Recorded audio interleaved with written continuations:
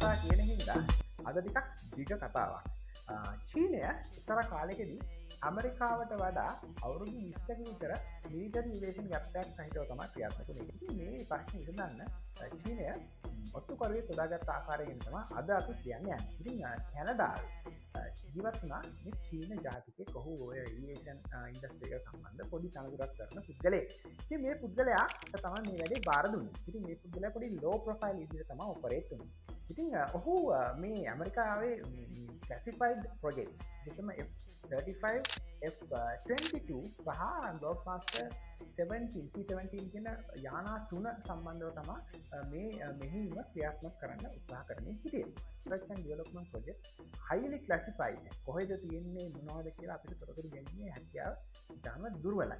හැබැයි ඔහු මේ ඒ වෙනකොට තිබ්බ සැකස්නේ එක්තරා දුර්වලතාවයක් හොයාගන්න. ඒ දුර්වලතාවය තමයි මේ යානාවල සෙන්ට්‍රලයිස් සිස්ටම් එක තැනකින් ඉඳලා ඩිසයින් කරාට නිව සැපයුම්කරුවෝ ඉන්නවා ඇමරිකාව පුරාම තැන් වල තමන්ගේ පොඩි ආයතන පවත්වාගෙන යන. ඉතින් සමහරට රේඩාර් සිස්ටම් එක වෙන්න පුළුවන්, සමහරට ඒකට පාවිච්චි කරන පේන්ට් එක වෙන්න පුළුවන්, එහෙම නැත්නම් සමහර කොම්පෝනන්ට්ස් වෙන්න පුළුවන්, සමහරට ඩිෆෙන්ස් සිස්ටම් එක වෙන්න පුළුවන්, නැත්නම් හෙල්මට් එක වෙන්න පුළුවන්, ෆයිල් පාවිච්චි කරන වගේ දේවල් සප්ලයර්ස්ලා ගොඩක් විසිරිච්ච විදිහට තමයි මේ ටෙස්ටිං ෆැසිලිටිස් පාස්ටගෙන ගියේ. එතනදී උන් කරේ මේ සප්ලයර්ස්ලා මැප් කරනවා ඉස්සෙල්ලාම. මේ එක කොම්පෝනන්ට්ස් වලට ඒක ටෙක්නොලොජිස් වලට සප්ලයර්ස්ලා ඉන්න අයව මැප් කරගන්නවා. මැප් කරලා ඉවරලා ඒ අයගේ ලොකේෂන්ස්, ඒ අය කම්පනීස් වල නම් ඔහු සකස් කරගන්නවා. ඊට පස්සේ ඔහු කරපු දේ තමයි ඊළඟ අවුරුදු ගාන ඇතුළත පැරිස් ඇෂෝ එක වෙන්න පුළුවන්, දුබයි ඇෂෝ එක වෙන්න පුළුවන්.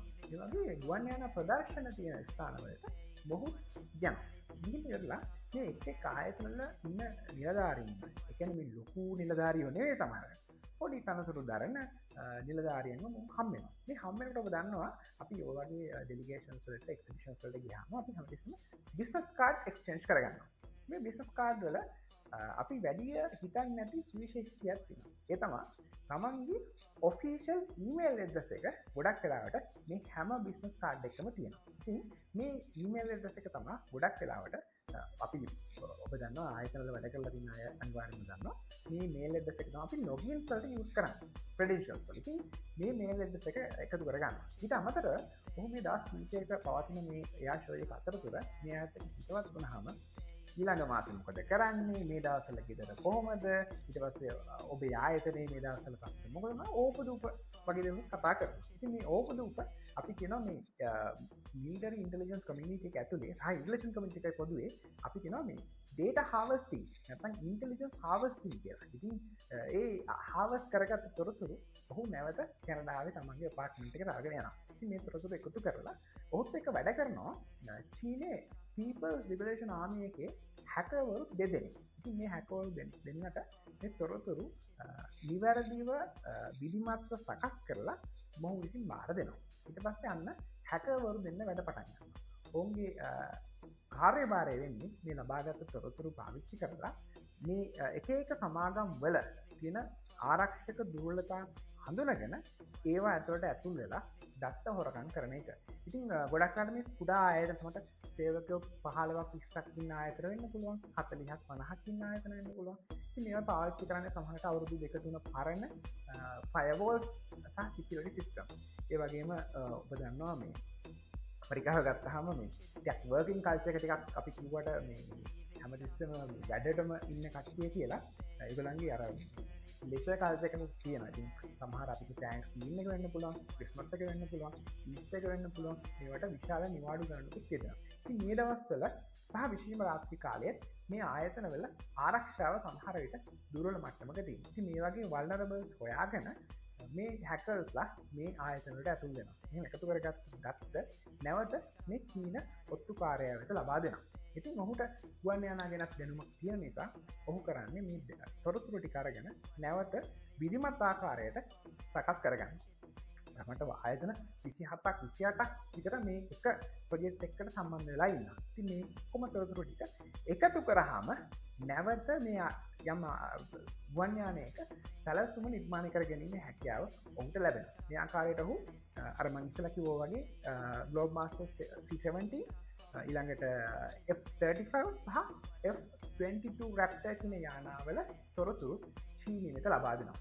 මේක චීනය ලබපු අති විශාල ජයග්‍රහණයක් කිරීම ඩොලර් බිලියන 600ක විතර කොස්ට් එකක් අඩු කරගන්න අවුරුදු 20ක විතර රිසර්ච් දැනුමක් කාලේ අඩු කරගන්න චීනය මේ තනි ඔත්තුකාරය හරහා කරපු මෙහෙයුමේ සමත් වෙනවා.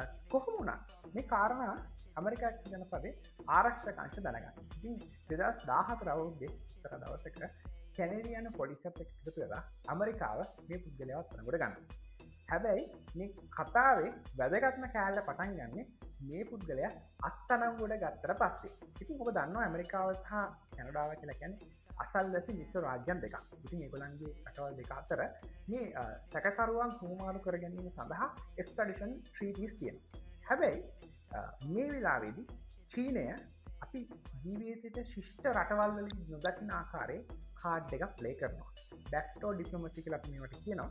අපේ ඉන්න ලංකාවේ ඉන්න මේ උගත් පාමාංශකයන්ගේ සිහින මව්බිම කියලා අපි කියන්නේ කියුබාව, අසිරිමත් කියුබාව. ඊට පස්සේ දෙවෙනි එක තමයි උතුරු කොරියාව.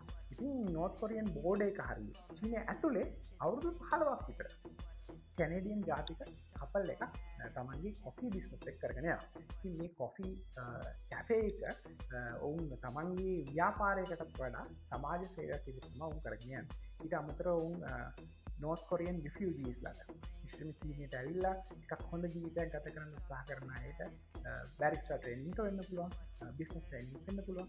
මේ වගේ දේවලුත් ඔවුන් ඔෆර් කරන ජාතියන්ගේ සාමාන්‍ය ස්වභාවය. ඔබ කැනේඩියන් ජාති හම්බෙලා දෙනවා. ඔබ දන්නවා ඔවුන් හරි චිත්‍රශීලී. ඒ වගේම ඔවුන් දන්නවා ඔවුන් සමහරවිට වෙන රටවල් වල තමන්ගේ ජීවිත කාලෙම ගත කරනවා ඒ රටවල් වෙනුවෙන්. ඒක තමයි කැනේඩියන්ගේ ස්වභාවය. ඉතින් එහෙම හිටපු කපල් එක හදිස්සියෙම චීනය විසින් අත්අඩංගුවට ගන්නවා. අත්අඩංගුවට ගරගන්නේ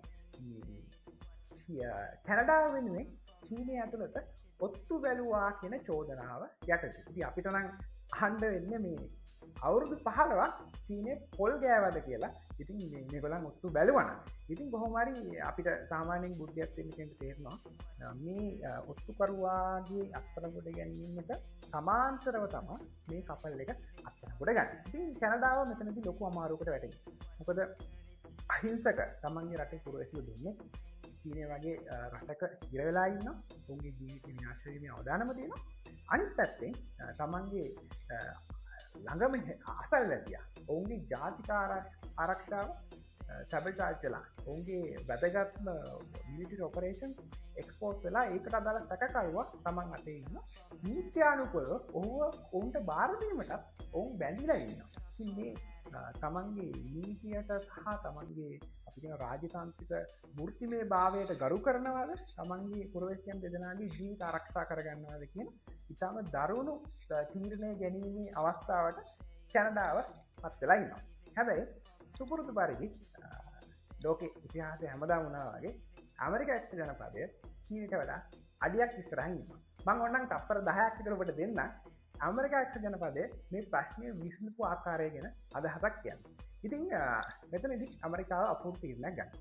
ඇමරිකාව අදාළ ඔත්තුකාරයට කතා කරලා කියනවා වගේ රටේ චීනය කියන්නේ මොකක්ද කියලා අපිට වැඩිය ඔයා දන්නවා. ඉතින් අපි ඔයාට ඔෆර් කරන දෙයක් ඒ තමයි අවුරුදු 60ක් ඇතුළට යනවා ඔයා මේකේ නඩුවක් අරගෙන ගියොත් එහෙම වැරදිකාරය වුණොත් ඔයා වැරදිකාරය වෙනවා. මොකද ඔයා වැරදිකාරය කියලා ඔයා දන්නවා. හැබැයි ඔයා වරද පිළිගත්තොත් වරද පිළිඅරගෙන ඔයා මේ සැබටාජ් මිෂන් එක ස්කෝට් ඔපරේෂන් එක කරපු විදිහ අපිට සම්පූර්ණයෙන් පැහැදිලි කරොත් අපි ඔයාව මාස 46කින් එළියට දානවා. ඔබ සහ මම නොදන්නවා වුණාට චීනය ඉපදුණු චීනය හැදෙනු වැඩුණු චීන ඔත්තුකාරයා චීනය ඉගෙන දන්නවා. ඉතින් ඔහු වහාම ඇමරිකාවෙන් ඔෆර් කරපු ඒ ඔෆර් එක ගන්නවා. ඉතින් මේකත් එක්ක චීනයට මෙච්චර දවස් භාගයෙන් කරන්න තිබ්බ අවස්ථාව සහ නීඩ් එක නැති වෙලා යනවා. ඒ කැනේඩියානු කපල් එක චීනය විසින් එළියට දානවා. එළියට දානවා විතරක් නෙවෙයි. ඔවුන් නැවත කැනඩාවට පිටුවහල් කරනවා. ලස්සන වැඩේ කියන්නේ ඇයි මේගොල්ලන් අත්අඩංගුවට ගත්තේ? ඇයි මේගොල්ලන්ව තියාගෙන හිටියේ? ඇයි මේගොල්ලන්ව දැන් නිදහස් කරන්නේ? ඇයි මේගොල්ලන්ව ඩිපෝට් කරන්නේ කියලා කියන්න චීනය අසමත් වෙනවා. ඉතින් මේ කතාව මෙහෙම ඉවර වෙලා අර පුද්ගලයා මං හිතන්නේ ඊට මාස ගානකට පස්සේ මාස 46ක්ම නෙවෙයි ඊට වඩා අඩු කාලයකදී නිදහස් වෙලා නැවත එළියට එනවා. චීනයේ රාජ්‍ය නායකයා ඇමරිකාවේ සංචාරය කරනවා. මෙතනදී අපි අර බරක් ඔබාමා ජනාධිපතිවරයාට සමහරලාට ඔය ආරක්ෂක කාරණා සම්බන්ධ දොස් කිව්වා. මෙතනදී ඔහු ඉතාම විශේෂ පියවරක් ගන්නවා.